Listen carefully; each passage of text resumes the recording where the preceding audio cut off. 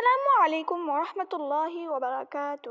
প্ৰিয় নবী মুহাম্মদ সাল্লাল্লাহু আলাইহি ওয়াসাল্লামে ইৰশাদ ফৰমাইছে, চাৰিটা আমল এই ৰোজা মাহত বেছিকৈ কৰিবা। ৰমজানৰ দ্বিতীয় 10 দিন সকলো পুৰুষ নাৰীৰ বাবে অতি গুৰুত্বপূৰ্ণ আমল। এই আমলকেইটা কৰিলে সকলোবোৰ দোৱা কবুল হ'ব, মনৰ আশা পূৰণ হ'ব, সকলো অভাৱ দৰিদ্ৰতা দূৰ হ'ব, সকলোবোৰ সমস্যা দূৰ কৰিবলৈ এই মাহটোৱে হৈছে শ্ৰেষ্ঠ সময়। হজৰত মনছুৰ বিন আমাৰ ৰাদিয়াল্লাহু তাআলা আনহুৱে কৈছিল যে মোৰ এজন বন্ধু আছিল, তেওঁ খুব ইবাদত কৰে, খুব পৰেজগাৰ আছিল। এদিন গম পালোঁ যে তেওঁ বহুত অসুস্থ। মই তেওঁক চাবলৈ গৈ দেখিলোঁ যে তেওঁক ঘৰৰ মাজত ফ্ল'ৰত শুৱাই থোৱা আছে। তেওঁ মোক দেখি চকুকেইটা ডাঙৰ কৰি মোৰ ফালেই চাই আছিল। মই তেওঁক কলিমা দিব ল'লোঁ, কিন্তু তেওঁ কলিমা পঢ়িব নোৱাৰিলে। বহুত চেষ্টা কৰাৰ পাছতো তেওঁ কলিমা পঢ়িব নোৱাৰিছিল আৰু 2 চকুৰে তেওঁৰ পানী বৈ পৰিব ধৰিলে। তেওঁ অজ্ঞান হৈ গৈছিল। যেতিয়া জ্ঞান আহিল, মই তেওঁক সুধিছিলোঁ, তুমি কলিমা পঢ়িব পৰা নাই কিয়? তেওঁ ক'লে যে মই যদিও বাহিৰত বহুত ভাল মানুহ, কিন্তু মই ঘৰত গোপনে নিচা কৰিছিলোঁ। যেতিয়া মোৰ এবাৰ বেমাৰ হৈছিল, মই তেতিয়া ঘৰৰ সকলোকে কৈছিলোঁ যে মোক ঘৰৰ মাজত ৰাখে আৰু মোক কোৰাণ শ্বৰীফ এখন দিয়ে যাতে। মই তেতিয়া কোৰাণ শ্বৰীফ পঢ়ি তওবা কৰিলোঁ, কিন্তু সুস্থ হোৱাৰ পিছত মই আকৌ সেই গুনাহ কৰিবলৈ ল'লোঁ। যেতিয়া মোৰ আকৌ দ্বিতীয়বাৰ বেমাৰ হৈছিল, মই আকৌ তওবা কৰিলোঁ, কিন্তু সুস্থ হোৱাৰ পিছত আকৌ গুনাহ কৰিবলৈ ল'লোঁ। এইবাৰ মই তৃতীয়বাৰৰ বাবে অসুস্থ। এইবাৰ মই যেতিয়া কোৰাণ শ্বৰীফ পঢ়িবলৈ কোৰাণ শ্বৰীফখন মেলিলোঁ, তাত মই এটাও হৰফ নেদেখিলোঁ। যেতিয়া কলিমা পঢ়িবলৈ ল'লোঁ, তেতিয়া মোৰ মুখখনৰ পৰা কলিমা নোলাইছে। সেইবাবে আমাৰ বাবেও উচিত যে আমি গুনাহ কৰাৰ লগে লগে তওবা কৰিব লাগে। পিছত কৰিম, বৃদ্ধ হোৱাৰ পিছত হজ কৰি তওবা-তিল্লা কৰি চুফী হ'ম বুলি ভাবিব নালাগে। চুফী হ'ম বুলি ভবাটো ভুল ধাৰণা। যেতিয়া মালিকুল মউত কাষ চাপি আহিব, তেতিয়া তওবা কৰি কোনো লাভ নাই। কিন্তু আমি প্ৰায় দেখিব পাওঁ যে আমাৰ ইয়াত তওবা তেতিয়াহে কৰে যেতিয়া মালিকুল মউত একেবাৰে কাষ চাপি আহে, অৰ্থাৎ মৃত্যুৰ সময়ত। তাকো সেই তওবা মানুহে নিজে নকৰে, কোনোবা এজন জোনাবক মাতি আনে, তেওঁৰ দ্বাৰাহে তওবা কৰায়। তেনেকুৱা তওবাৰ কোনো মূল্য নাথাকে। তওবা মানুহে নিজৰ মনৰ ইচ্ছাৰে কৰিব লাগে। এবাৰ তওবা কৰাৰ পিছত সেই গুনাহ আৰু কেতিয়াও নকৰে বুলি দৃঢ় কৰাটোৱে হৈছে প্ৰকৃত তওবা। হজৰত দাউদ আলাইহিছ ছালামৰ যুগত এজন বৃদ্ধ মাক আৰু তেওঁৰ পুত্ৰ দুয়ো বহুত ইবাদত কৰা ব্যক্তি আছিল। তেওঁলোকৰ বাবে আকাশৰ পৰা খোৱাৰ বস্তু আহিছিল। বহুত দিন যোৱাৰ পিছত এদিন ল'ৰাটোৱে মাকক ক'লে, একে খাদ্য খাই আৰু ভাল লগা নাই, মোৰ মাংস খাব মন গৈছে। এই কথা কৈ তেওঁ ইবাদত এৰি কাম বিচাৰি ওলাই গ'ল। এই বুলি ভাবে যে তেওঁ কাম কৰি পইচা উপাৰ্জন কৰিব আৰু সেই পইচাৰে মাংস কিনিব। কিন্তু তেওঁ কোনো কাম নাপালে আৰু ঘৰত আহি দেখিলে যে আকাশৰ পৰা খোৱা বস্তু অহা নাই। পেটৰ ভোক। তেওঁ মাকক ক'লে যে মা, মইতো গুনাহ কৰি পেলালোঁ, আল্লাহৰ নিয়ামতৰ নাচুকৰি কৰিছোঁ, সেয়ে মোৰ বাবে পৃথিৱীৰ ৰিজিকো বন্ধ হৈছে আৰু আসমানৰ ৰিজিকো বন্ধ। অ' মা, কোৱা না, কিবা উপায় আছেনে? মায়ে ক'লে, আছে, তওবা কৰা, তেতিয়া আল্লাহৰ দুৱাৰ আকৌ খুলি যাব।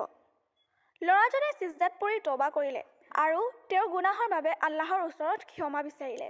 সেই সময়তে তেওঁলোকৰ দৰজাৰ মুখত এটা গৰু আহি কথা ক'বলৈ ধৰিলে আৰু ক'লে যে, হে যুৱক, মই তোমাৰ বাবে হালাল, তুমি মোক জব কৰা আৰু মোৰ মাংস খোৱা, আল্লাহে তোমাৰ তওবা কবুল কৰিছে।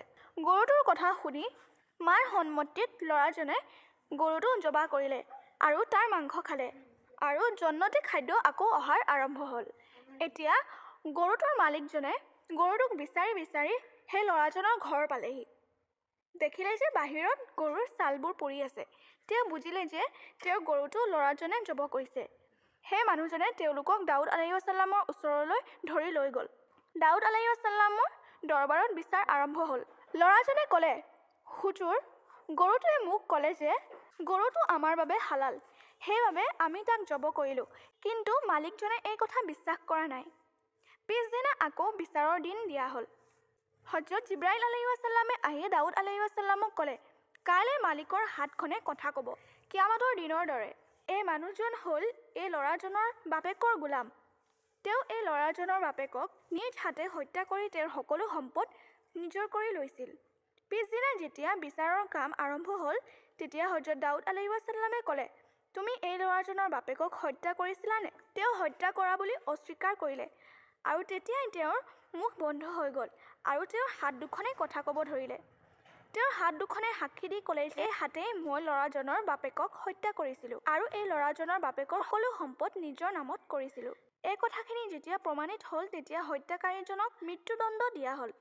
আৰু ল'ৰাজন আৰু তেওঁৰ মাক সকলোকে সম্পদ ঘূৰাই দিয়া হ'ল।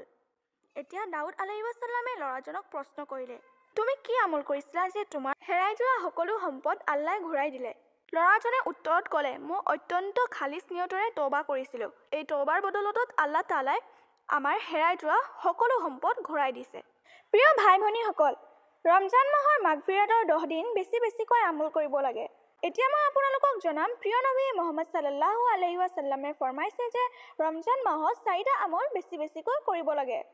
এই আমলবোৰ হৈছে, প্ৰথমটো হৈছে লা ইলাহা ইল্লাল্লাহৰ জিকিৰ। নবী মুহাম্মদ সাল্লাল্লাহু আলাইহি ৱাসাল্লামে কৈছে, ৰমজান মাহত লা ইলাহা ইল্লাল্লাহ বেছিকৈ জিকিৰ কৰিব লাগে। ইয়াৰ অৰ্থ হৈছে আল্লাহৰ বাহিৰে কোনো মাবুদ নাই, আৰু এই বাক্যটোৱে হৈছে তৌহিদৰ মূল ভিত্তি। দ্বিতীয়টো হৈছে ইস্তেগফাৰ, অৰ্থাৎ ক্ষমা প্ৰাৰ্থনা কৰা। ৰমজান মাহ গুনাহৰ মাফ হোৱাৰ মাহ, গতিকে ইস্তেগফাৰ বেছিকৈ কৰিব লাগে। ইস্তেগফাৰৰ বাবে আমি বেছিকৈ আস্তাগফিৰুল্লাহ বুলি পঢ়িলে হ'ব। নবী মুহাম্মদ সাল্লাল্লাহু আলাইহি ৱাসাল্লামে কৈছে, যিজনে ৰমজান মাহত আন্তৰিকভাৱে ক্ষমা বিচাৰে আল্লাহে তাক ক্ষমা কৰি দিয়ে। তৃতীয়টো হৈছে জন্নতৰ বাবে দোৱা কৰা। ৰমজান মাহ হৈছে জন্নত লাভৰ উৎকৃষ্ট সুযোগ। এই মাহত অধিক জন্নতৰ বাবে দোৱা কৰিব লাগে, আৰু এই দোৱাটো হৈছে আল্লাহুম্মা ইন্নী আসআলুকাল জান্নাহ, আৰু ইয়াৰ অৰ্থ হৈছে, হে আল্লাহ, মই আপোনাৰ ওচৰত জন্নত বিচাৰোঁ। চতুৰ্থটো হৈছে জাহান্নামৰ শাস্তিৰ পৰা মুক্তিৰ বাবে দোৱা কৰা। ৰমজান মাহত আল্লাহে জাহান্নামৰ পৰা বহুতো মানুহক মুক্তি দিয়ে, গতিকে অধিক দোৱা কৰিব লাগে যাতে আল্লাহে আমাকো সেই সৌভাগ্যশীলসকলৰ মাজত অন্তৰ্ভুক্ত কৰে। আৰু জাহান্নামৰ শাস্তিৰ পৰা মুক্তি পোৱা দোৱাটো হৈছে আল্লাহুম্মা আজিৰনি মিনান নাৰ। ইয়াৰ অৰ্থ হৈছে, হে আল্লাহ, মোক জাহান্নামৰ জুইৰ পৰা ৰক্ষা কৰা। এই 4টা আমল বেছিকৈ কৰিলে আল্লাহৰ ৰহমত মাগফিৰাত লাভ কৰিব পাৰিম। এই আমলসমূহ কৰিলে আমাৰ সকলো দোৱা কবুল হ'ব, মনৰ আশাবোৰো পূৰণ হ'ব, সকলো অভাৱ দৰিদ্ৰতা দূৰ হৈ যাব। সকলোবোৰ সমস্যা দূৰ কৰিবলৈ এই আমলসমূহ আপোনালোকে কৰিব। ইনশাআল্লাহ আল্লাহ তাবাৰাকা ৱা তাআলাই আপোনালোক সকলোকে সহায় কৰিব, লগতে আপোনালোকৰ গুনাহসমূহো মাফ কৰি দিব। আমিন।